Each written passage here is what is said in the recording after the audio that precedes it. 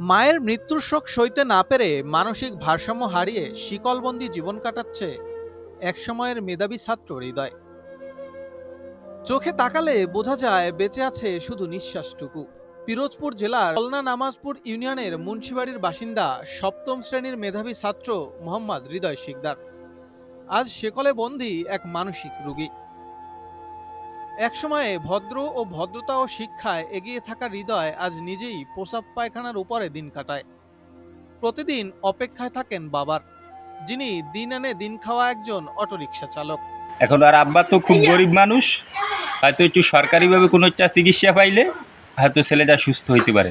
মা ঝুমুর খানমের মৃত্যু হৃদয়ের জীবনে এনেছে ভয়াবহ মানসিক বিপর্যয়।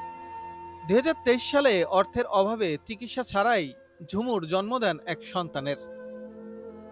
আর সেই সন্তানের মুখ দেখেই মাত্র ৬ দিনের মাথায় পৃথিবী থেকে চিরবিদায় নেন তিনি।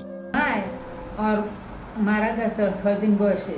মারা যাওয়ার পর ওর বড় ভাই হৃদয় হে ওর মায়ের সঙ্গে পাগল হয়ে গেছে।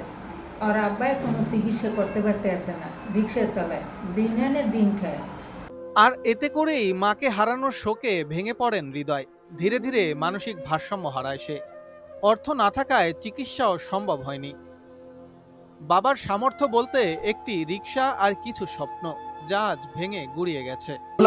ছেলের অবস্থা ও যেদিন ধরে বছরদিন ধরেই অসুস্থ, এই ধরনের সমস্যা। জায়গা জমিদার ছেলে বেশি কিনে অফিসে খুঁয়েছে, এবার গ্রামের লোকজনদের সাহায্য নিয়ে চিকিৎসা করাইছে, কোনো কামাই নাই। কারণ সরকার যদি একটু অল্প দিয়ে সাহায্য অনুমতি দিয়ে হাত বাড়াইতো, তাহলে যদি চিকিৎসা করলে আল্লাহ জেলে মনে হয়তো সুস্থ হইতো। এত চেষ্টা করেও প্রশাসনিক কোনো সহযোগিতা মেলেনি।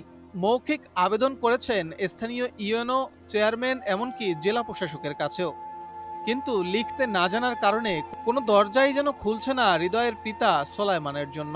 খুলনা দেখাইছি, বরিশাল দেখাইছি, জায়গা জমি বেশি টেসি দেখাইতেই এখন আর আমার কোনো দেখাবার কিছু নাই। একটু রিক্সা চালাই খাই,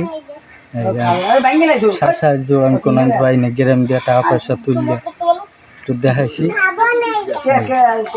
এখন এটা হয় না। সরকারি যদি কোনো একটু সাহায্য পাইতাম তাইলে আমার একটু। এক সন্তান যার চোখে ছিল স্বপ্ন, যার বুক ভরা ছিল সম্ভাবনা, আজ সে শিকলবন্দি। হৃদয়ের মতো একটি জীবন কি এভাবেই নিঃশেষ হয়ে যাবে? সরকারি সাহায্য, সমাজের সহানুভূতি, চিকিৎসকদের সেবাদান সব একসাথে না এলে হয়তো চিরতরেই নিভে যাবে একটি মেধাবী প্রাণ।